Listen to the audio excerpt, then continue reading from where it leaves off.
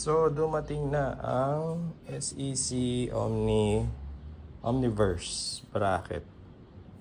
Tapos, ito is natutunan ko sa katrabaho ko dati. Since ayaw ko siya na masyadong mataas. So, puputulan ko yan.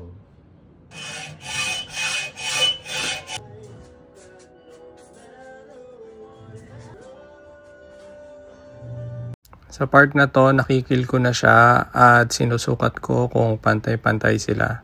So, 34mm dapat ang taas nilang lahat.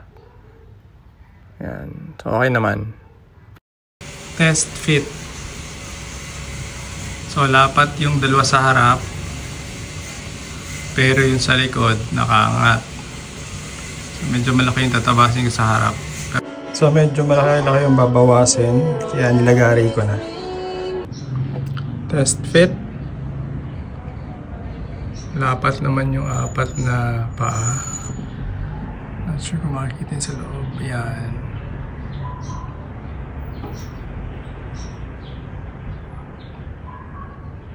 Okay.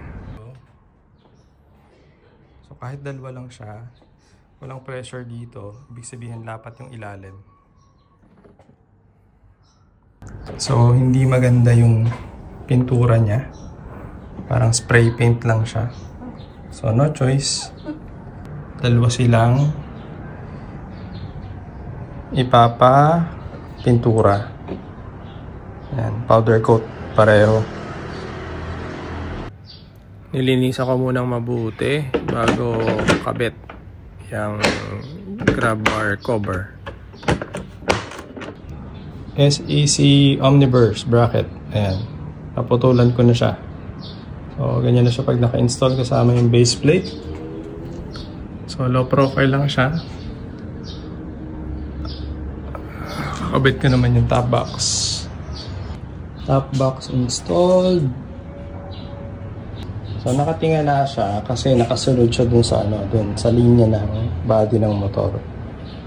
So, syempre pag binaba mo yan, bababa pa yan. Tapos pag sinakyan mo, bababa pa ulit siya. So pag may angkas yan, pantay na yan.